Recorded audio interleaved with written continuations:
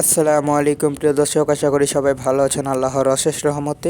আজ 30শে ডিসেম্বর রোজ মঙ্গলবার কেমন থাকবে আগামী 24 ঘন্টার আবহাওয়া, আগামী কয়েকদিনের আবহাওয়া কেমন থাকবে, পুরো জানুয়ারি মাস জুড়ে কেমন আবহাওয়া কাটতে পারে এবং কোথায় কোথায় পড়েছে ঘন কুয়াশা, কোথায় কবে নাগাদ দেখা মিলতে পারে রোদের, তো সেই সব বিষয় নিয়ে আলোচনা করবো। আর যারা নতুন রয়েছেন অবশ্যই চ্যানেলটিকে সাবস্ক্রাইব করে পাশে থাকা বেলটি প্রেস করে একটি লাইক দিয়ে দিন। আর আপনি কোথা থেকে দেখছেন অবশ্যই কমেন্টে জানান। তো আমরা সবার আগে চলে আসলাম মেঘমালা চিত্রে আসার পর দেখতে পাচ্ছি যে এখানে মারাত্মক ঘন কুয়াশার সতর্কবার্তা রয়েছে রংপুর এবং রাজশাহীতে। আমরা দেখতে পাচ্ছি যে সকাল 10টায় রংপুর এবং রাজশাহীতে কিন্তু ঘন কুয়াশায় পুরো ঢেকে রয়েছে। আপনারা দেখতেই পাচ্ছেন যে ভারতের দিক থেকে কিন্তু এখানে ঘন কুয়াশা প্রবেশ করছে। সেই ঘন কুয়াশা কিন্তু ময়মনসিংহ এবং সিলেটকে আক্রান্ত করছে।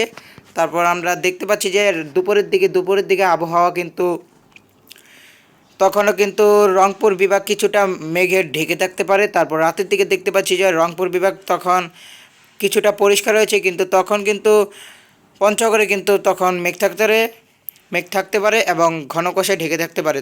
তারপর আমরা দেখতে পাচ্ছি যে রাজশাহী, ঢাকা, খুলনা, বরিশাল, ময়মনসিংহ, সিলেট এইসবের আকাশ পরিষ্কার থাকতে পারে। আর তেমন কোনো আমরা মেঘের সম্ভাবনা দেখছি না, কিন্তু আকাশটা হালকা পাতলা মেঘ থাকতে পারে এবং ঠান্ডা বাতাসের তীব্রতা থাকতে পারে।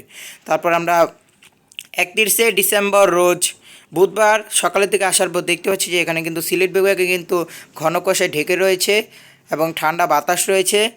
আমরা দেখতে পাচ্ছি যে এখানে ঢাকা, রাজশাহী, রংপুর, ময়মনসিংহ, এরপর দেখতে পাচ্ছি যে খুলনা, বরিশাল, কুমিল্লা এইসবের জেলার আকাশ পরিষ্কার রয়েছে, বিভাগের আকাশ পরিষ্কার রয়েছে, আর তেমন কোনো মেঘের সম্ভাবনা নেই।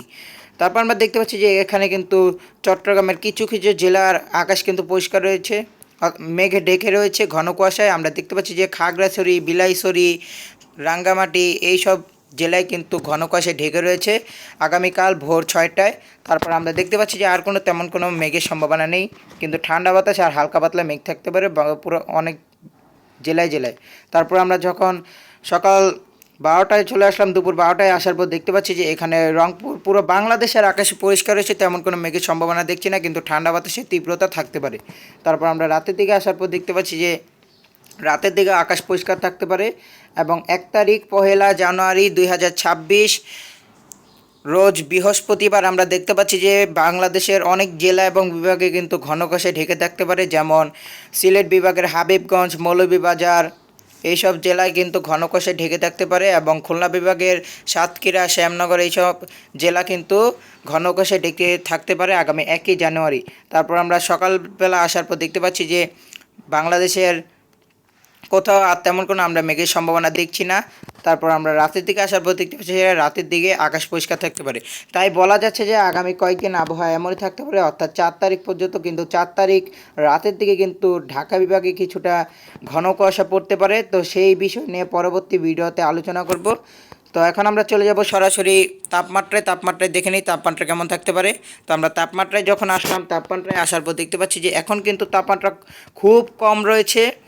তো দেখতে পাচ্ছি যে এখানে রংপুর, রাজশাহী এবং ঢাকা বিভাগের তাপমাত্রা রয়েছে 18 থেকে 20 ডিগ্রি সেলসিয়াসের ঘরে। তারপর দুপুরের দিকে আসার পর দেখতে পাচ্ছি যে দুপুরের দিকে তাপমাত্রা থাকতে পারে 19 থেকে 22 ডিগ্রি সেলসিয়াসের ঘরে এবং রাতের তাপমাত্রা থাকতে পারে 14 থেকে 16 ডিগ্রি সেলসিয়াসের ঘরে পুরো বাংলাদেশের তাপমাত্রা। তারপর আমরা চলে যাব সরাসরি চরম পূর্বাভাসে দেখে নিই চরম পূর্বাভাসে কী বলা হয়েছে। তো দেখে নিই চরম পূর্বাভাসে কেমন সতর্কবার্তা দেওয়া হয়েছে আজ। তো দেখতে পাচ্ছি যে এখন কিন্তু পুরো বাংলাদেশকে কাভার করে নিয়েছে তীব্র ঠান্ডা বাতাস। আপনারা দেখতে পাচ্ছেন যে এখানে ধানবাদ এবং আল্লাহাবাদের দিক থেকে কিন্তু ঠান্ডা বাতাস ধেয়ে আসছে পুরো বাংলাদেশের দিকে। তারপর 31 তারিখে আমরা দেখতে পাচ্ছি যে 31 তারিখও কিন্তু এমন থাকতে পারে। তারপর 1, 2, 3, 4 এমন স্বাভাবিক হয়ে যেতে পারে। বাতাস দেখতে পাচ্ছি যে বাতাস থাকতে পারে, হালকা থেকে মাঝারি ধরনের বাতাস থাকতে পারে পুরো বাংলাদেশে। তারপর দেখতে পাচ্ছি যে এখন এমনই বাতাস চলতে পারে। তারপর দেখতে পাচ্ছি যে 1, 2, 3 কোনো বৃষ্টিপাতের সম্ভাবনা নেই। তো বলাই যাচ্ছে যে আজ কিন্তু সারাদিন মেঘলা আকাশযুক্ত এবং ঠান্ডা বাতাস থাকতে পারে এবং আগামী 1 তারিখ থেকে আবহাওয়া কিছুটা পরিষ্কার হতে পারে এবং কোথাও কোথাও ঘন কুয়াশা পড়তে পারে। তাই আপনাদেরকে সতর্ক করে বলছি, আপনারা সতর্ক থাকুন, কেননা এমন চলমান পরিস্থিতি আগামী কয়েকদিনে অব্যাহত থাকতে পারে। তাই আজকের মতো বিদায় নিচ্ছি। সবাই ভালো থাকুন, সুস্থ থাকুন, আল্লাহ হাফেজ।